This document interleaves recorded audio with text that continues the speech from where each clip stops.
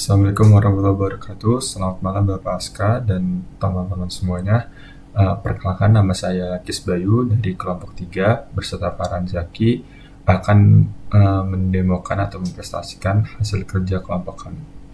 Jadi uh, apa sih yang dibuat oleh kelompok kami? Jadi kelompok kami ini membuat sebuah diet apps.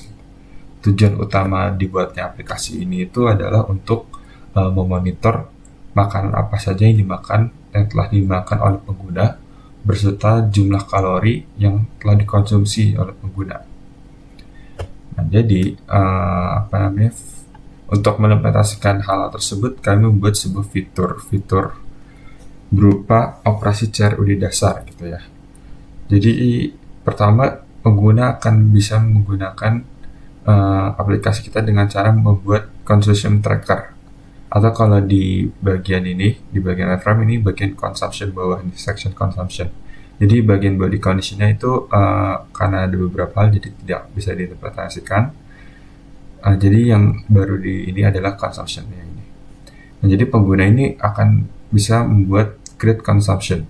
Jadi ketika pengguna membuat sebuah create consumption, pengguna akan dialihkan kepada page baru di mana harus mengisi data, yaitu nama foodnya dan kalorinya, jumlah kalorinya, dan kemudian akan terbuat cart baru gitu. Kemudian ketika kartnya diklik, dia akan mengupdate. Setelah mengupdate, ketika tombol deletnya ini diklik, kartnya akan hilang gitu. Dan kart ini akan ditampilkan melalui recycler view. Nah, kemudian tools apa saja yang kelompok kami gunakan? Pertama ada RoomDB untuk menyimpan data-datanya, terus ada Figma untuk membuat lo-fi wireframe-nya itu. Kemudian kami mengimplementasikan codingnya menggunakan Jetpack Compose dan Android Studio Canary. Ini Android Studio Canary ini ada versi Android Studio yang sedikit berbeda. Terus Jetpack Compose ini sederhananya dia adalah library bawaan dari Google. Ini cukup baru dan penggunaannya mungkin cukup belum terlalu banyak, tapi orang-orang banyak mulai bermigrasi ke Jetpack Compose.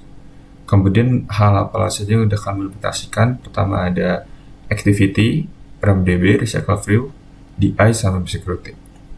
Nah, kemudian saya akan menjelaskan tentang kode yang telah kami buat.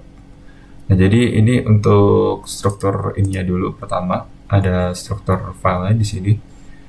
Jadi kalau misalnya dilihat di build Gradle-nya akan sedikit berbeda.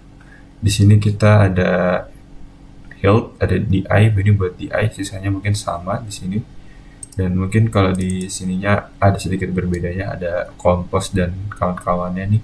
Ada dagger health itu buat DI, ada compose, ada dependency, room, dan segala macamnya di sini. Ini agak beda. Terus di pertama ada data. Dari file data ini adalah sebuah codingan untuk mengimplementasikan database-nya.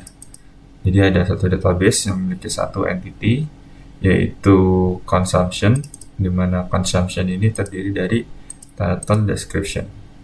Terus ada DAO-nya di sini, ada repo-nya juga. Terus ini setelah ada consumption ada DI.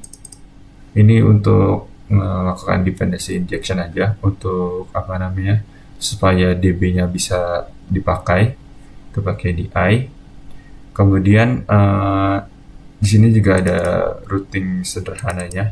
Kalau di Jetpack Compose routingnya sedikit berbeda, dia pakai nav controller seperti itu. Nanti terlihat di main activity-nya di sini nih ada nav controller. Nah, ini implementasinya mungkin lebih seperti di React ya. Kalau misalnya menggunakan XML kan kita harus mendefinisikannya sendiri-sendiri gitu ya.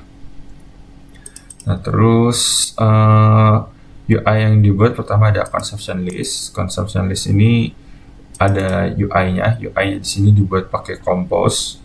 Dia dibuat menggunakan scaffold di sini.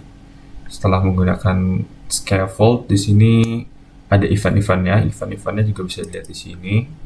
Ada undelete click, undo delete, consumption, dan sebagainya macamnya. Dan juga di sini ada view model lah. Jadi logika apa saja yang dijalankan gitu ketika kita melakukan sebuah event gitu. Nah, di sini juga ada patch lainnya. Itu yang patch pertama consumption list, kedua ada edit consumption list. Itu pertama dia ada UI-nya. UI-nya ini menggunakan Compose. Ini juga tetap scaffold. Terus setelah ini ada eventnya. Eventnya ada 3 dan di sini ada view model. Oke.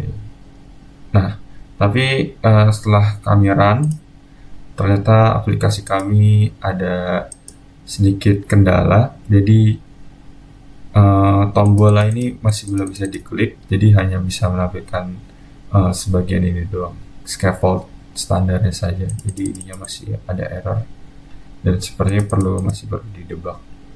Mungkin kurang lebih seperti itu. Kurang lebih mohon maaf. Assalamualaikum warahmatullahi wabarakatuh.